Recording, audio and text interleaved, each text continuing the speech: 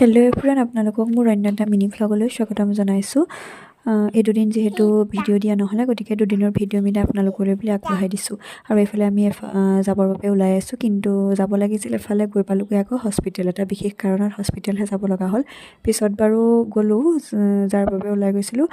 আৰু উভতি আহি বিশালত সোমালোঁ, মানে পিছদিনাখন, সেইদিনাখন ঘৰত থাকি দিলোঁ।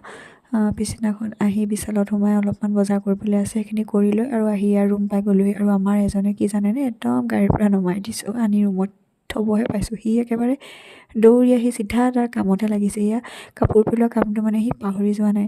আৰু মই মানে চাই আছোঁ নাই, মনে মনে, সি গম পোৱা নাই মই চাই আছোঁ বুলি। মোক আকৌ চায়ো আছে দেই মাজে মাজে, কিজানি মই দেখিছোঁ বুলি। আৰু সেয়া নিজৰ কামত লাগি গ'ল। আৰু সেয়া ৰাতি পিছত আমি ভাত পানী খাই শুই গ'লোঁ। সেয়া দেখিছে নহয়, তাৰ একেবাৰে মোক দেখি গ'ল মানে সি। সেইবিলাকে মানে কি ক'ব আৰু এনেদৰেই। আৰু আজি আকৌ মানে ভিডিঅ'তে আপোনালোকৰ বাবে আগবঢ়ালোঁ।